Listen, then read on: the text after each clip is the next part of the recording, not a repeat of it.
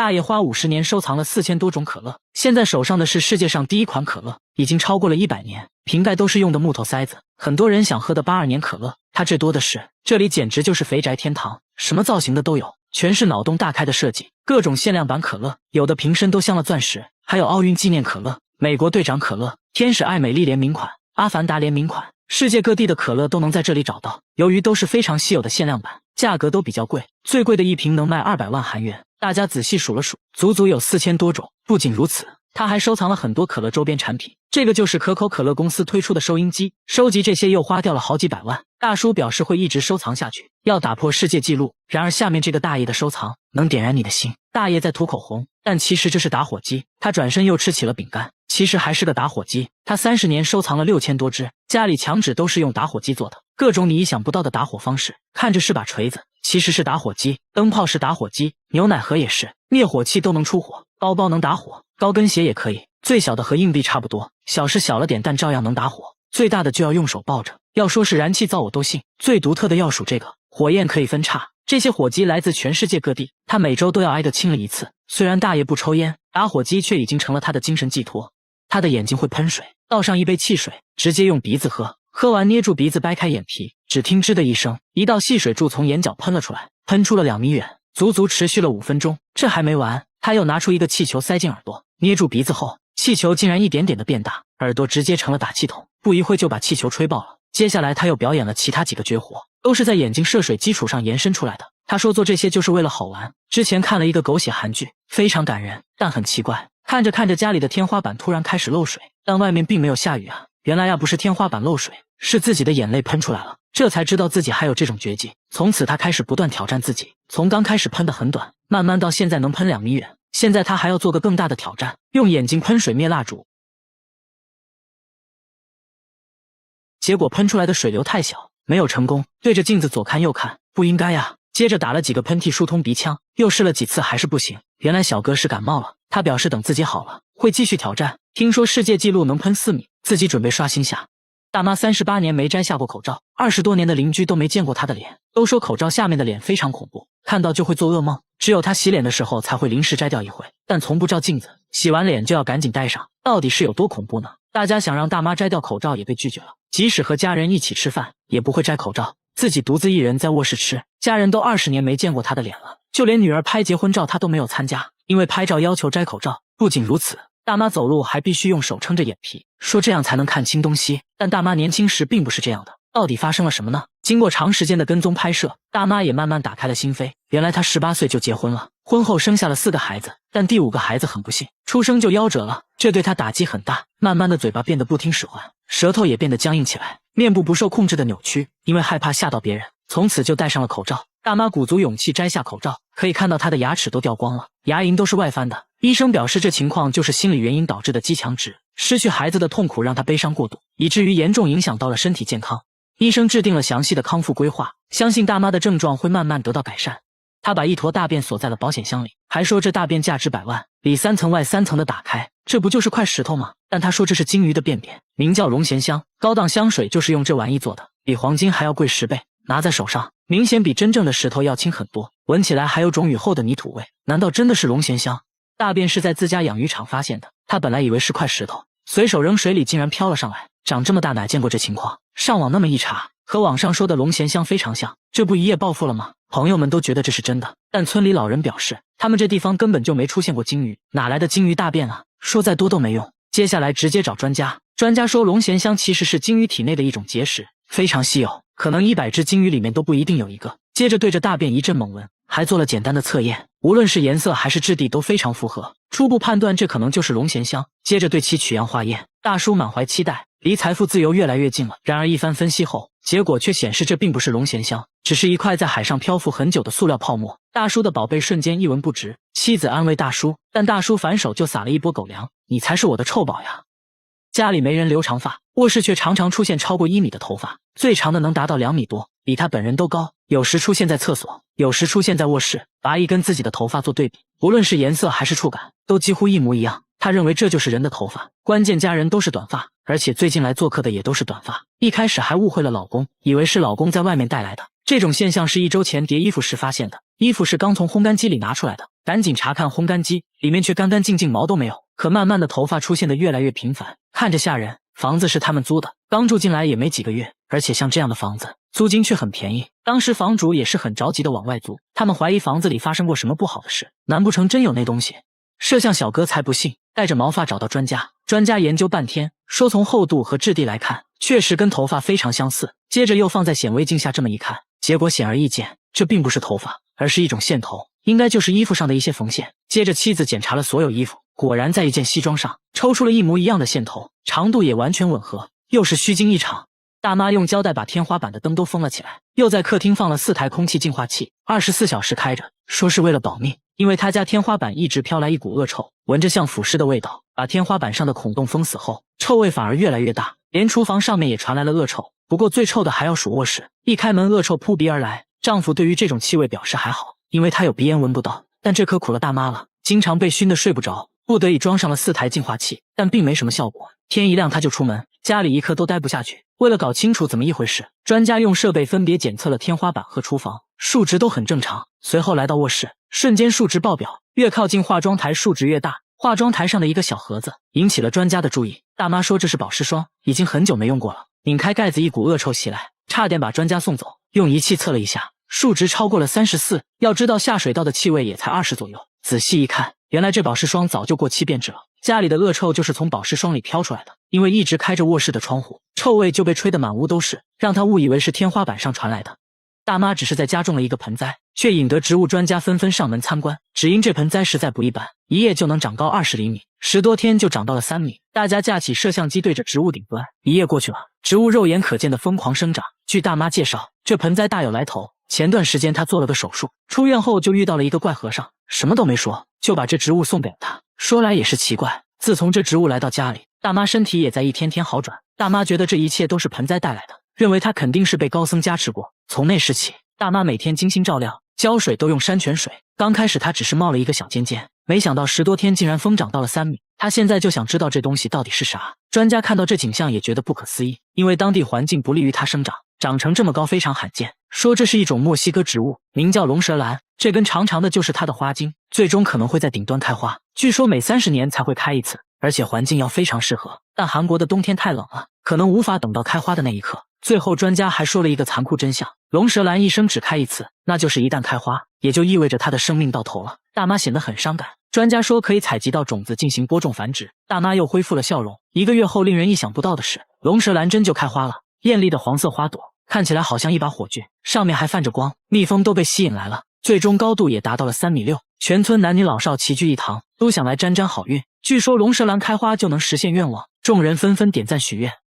大白天他用一整块黑布把灯遮了起来，接着在地上撒了一大把红豆，让它分散到每个角落。之所以这么做，只因这天花板有点怪，狗狗不分昼夜地盯着天花板狂叫，叫声充满了恐惧，就算拿它最爱的食物也不能转移注意力，吃2口就要死死盯着天花板。这诡异现象是从1个月前开始的，当时爷爷去世了，他们参加完葬礼就搬到了这里。狗狗一到新家就表现得很反常，不分昼夜地对着天花板叫。有人说是爷爷跟到了家里，但主人根本不相信这些，他怀疑天花板上有什么小动物之类的，于是把热成像探头伸到天花板上一探究竟，结果并没有发现任何小动物，然后又怀疑是灯光导致的，接着用黑布把灯完全遮住。狗狗突然就不叫了，看来问题找到了。可还没过2分钟，狗狗再次叫了起来，实在没办法了，主人决定去楼上邻居家看看。敲了半天都没人开门，去物业一问，物业的回答让人大吃一惊，楼上根本就没有住人，这就有点诡异了。而且监控显示，狗狗晚上叫得更厉害，身体还不停颤抖，连主人都开始怀疑是不是真的有什么脏东西，他们是真的害怕了，于是找来了动物专家。专家观察片刻却笑了起来。专家说狗的听觉十分灵敏，可以听到人类听不到的声音，说天花板上一定有细微的噪音。接着拿仪器一测，果然有声音，31分贝相当于轻声说话的音量，这种声音人类是听不到的，但狗就可以听得很清楚。把声音放大后才听清，原来是公寓管道流水的声音。之所以狗狗反应这么激烈，是因为刚搬家，再加上狗狗对环境变化很敏感，才导致它不停地叫，并没有什么鬼魂。主人终于松了一口气，解决方法也很简单，录下这个声音，然后调高音量，反复放给狗狗听，期间再给它一些奖励，慢慢矫正认知，让它爱上这个声音。果然经过多次脱敏训练，狗狗不再乱叫，很快就睡着了。它是真的累了。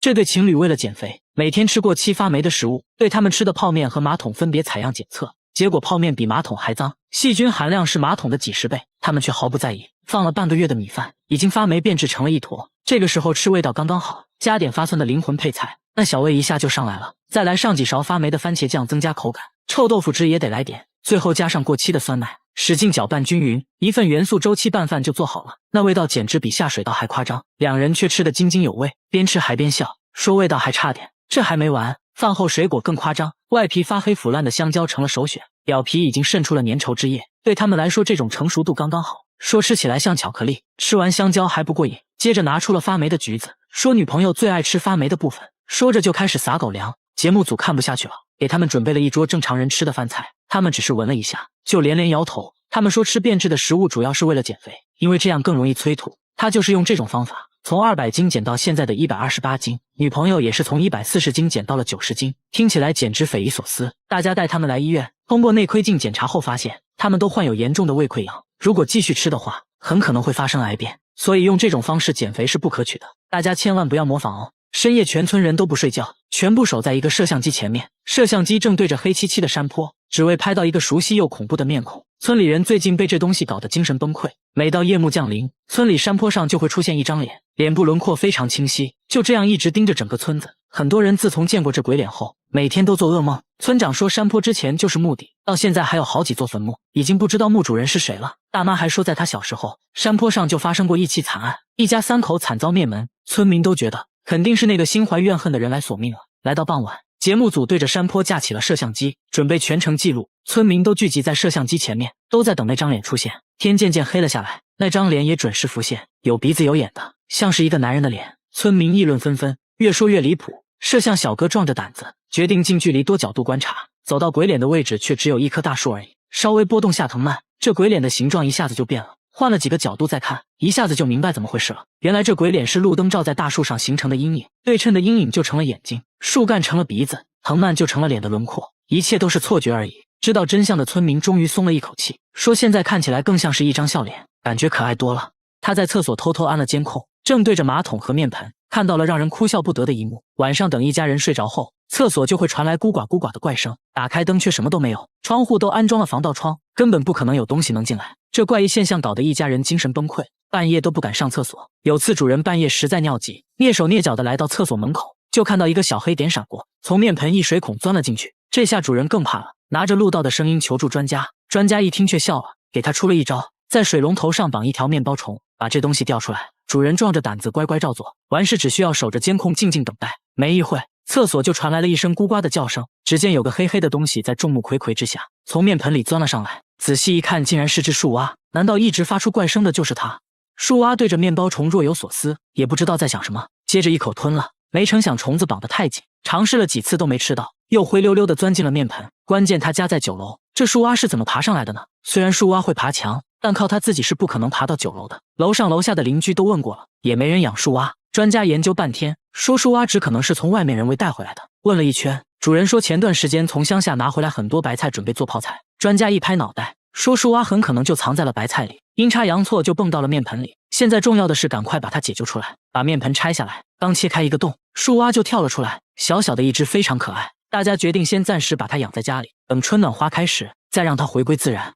这个公寓的住户凌晨4点必须起床，然后捂着耳朵站在墙角，也并不是他们想起床，而是被一个怪声吵醒的。每到凌晨4点，整个公寓就会传来敲门声，有时声音又像小孩在楼顶玩玻璃球的声音。物业也试图找到声音来源，关闭了所有能产生噪音的设备，但声音仍然存在。现在反而变本加厉，什么奇怪的声音都会出现，公寓住户都被搞得精神崩溃。这个大妈就受不了了，长期折磨让她患上了神经衰弱，现在只能在外面租房住。大家偷偷安装了监控，想看看到底有多夸张。一到凌晨4点，震耳欲聋的声音把摄像小哥都吓一跳，噪音高达90分贝。要知道地铁站的噪音才81分贝而已。大家发现用铁锤敲打瓷砖的声音和这怪声很像，怀疑是有人故意这样做的。到底是什么人会一直制造这种声音呢？犯罪心理学家表示，半夜发出这种声音能影响人们的生活，这可以让他内心得到莫大的满足。这种人就是心理变态。大家决定找到这个罪魁祸首，准备了10多台监控，蹲守在大楼各个角落。结果几天下来，这怪声突然神秘消失了。大家猜测，这个制造噪音的人已经害怕了，其实没必要再调查了。1个月后，节目组回访，物业表示自从节目组开始调查后，声音就没再出现过。这下大家都能安心睡觉了。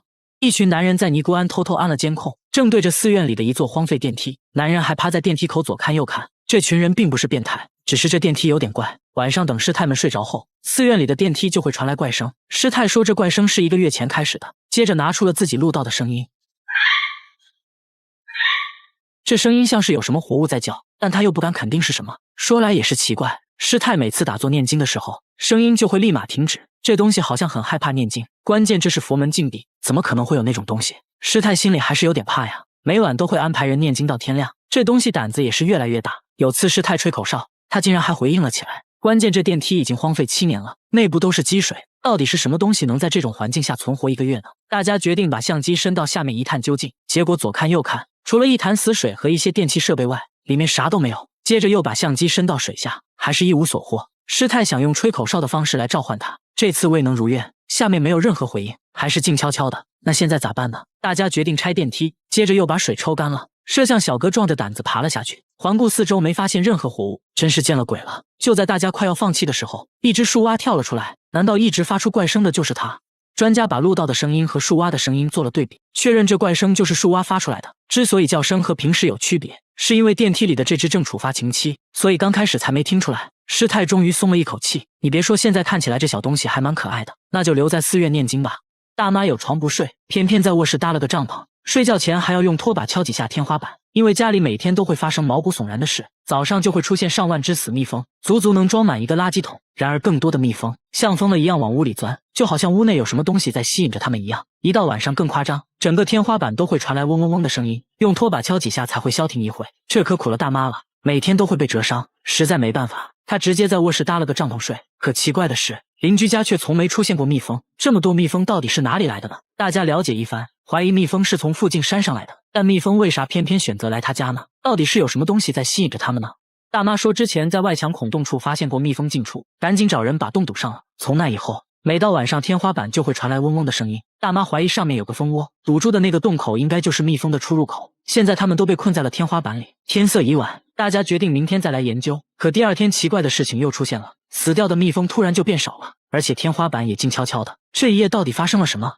大家决定打开天花板一看究竟，瞬间一个硕大的蜂巢映入眼帘，而且蜜蜂也都还活着。为啥今天它们变得这么安静呢？专家解释说，当蜂巢内部温度过高时，它们会通过扇动翅膀来通风降温，就会出现嗡嗡的声音。恰好昨天夜里降温，它们也就安静了下来。过程中还发现客厅出现的蜜蜂都是通过电线孔钻出来的。通过蜂巢的大小判断，蜜蜂已经在天花板生活6年了。安全起见，大家决定给蜜蜂搬家。最后收获了17公斤的蜂蜜。大妈捂着被折伤的额头说，蜂蜜就当做6年的房租费了。哎呀，真甜呀！大姐只是吃了块生鱼片，朋友都觉得她有病，因为这不是普通的生鱼片，而是比鲱鱼罐头还要臭的鳐鱼。发酵的鳐鱼更是世界上最臭的食物之一，但对她来说只是小菜一碟，很快就干完了一盘，还说根本没感觉。这话彻底激起了节目组的好奇心，给她安排了一个残酷的挑战，带她来到了鳐鱼发酵储藏室。门一打开，一股比下水道还要臭100倍的味道袭来，怎么跟你形容呢？狗闻了都嫌臭，熏得眼睛都睁不开。其他人纷纷败下阵来，然而大姐没有任何感觉，主动贴着鳐鱼闻了又闻，甚至情不自禁舔了几口，说一点都不臭。那么好，挑战继续升级，大家又给她准备了冰醋酸，浓度是普通醋酸的45倍。然而大姐还是没有任何感觉，节目组算是彻底服了。一问才知道，这并不是什么超能力。大姐说自己嗅觉异常，根本就闻不到任何味道，所以才不会觉得臭。说起来还是挺心酸的，这给她的生活也带来了很多障碍。做饭常常会放入过量的盐和辣椒，冰箱里的食物坏没坏，自己也无法从气味中分辨，只能尝了才能确定是否过期。但最严重的是，她经常会忘记关燃气，天然气泄漏自己也毫无察觉。大姐说自己如果恢复了嗅觉，最想闻的就是鳐鱼的味道。想知道什么叫做臭，抱着最后一丝希望，大家带她来到大医院。医生说大姐的嗅觉功能已经完全丧失，属于先天性缺陷，是无法恢复的。听到这些，大姐却并没有很伤心，说自己已经习惯了，闻不到气味并不完全是坏事。她现在是养老院护工，平时工作就是帮老人换尿布之类的，因为闻不到气味，所以工作起来很轻松，自己也很喜欢这份工作，把缺陷变成优势。大姐还是很值得我们学习的。这是一种长在树上的酒，为了采集这种酒，很多人冒着生命危险，仅靠一根绳子穿梭在高大的树木之间。小哥浅尝几口，味道一言难尽。这种酒就是棕榈汁，采集用到的工具就是一把刀和一个装酒的容器，顺着用椰子壳绑定的节点，一点点往上爬。来到树冠后，将棕榈树花絮头部切开，把罐子套在花絮顶端，来回敲打几下，用来刺激汁液分泌。敲击手法和力度会影响流出汁液的多少。几个小时后就能收集到少量的棕榈汁。为了能快速收集到棕榈汁，他们不会爬上爬下，而是把棕榈树用绳子链接起来。采完一棵树，顺着绳子就来到了下一棵，要装满1桶棕榈汁。他们一次至少要采集10棵树，一天就要采集2次，把刚采集的棕榈汁经过过滤，等它自然发酵，放几小时就成了棕榈酒。闻起来有一种很淡的酒味，喝起来酸酸的，好处就是很利尿。因为棕榈汁含有糖分，所以也可以用来熬糖。把收集到的棕榈酒过滤一遍，在路边等着收酒的小贩上门。这种酒非常抢手，一手交钱一手交货。今天的付出得到了回报，这就是斯里兰卡菜酒人的生活。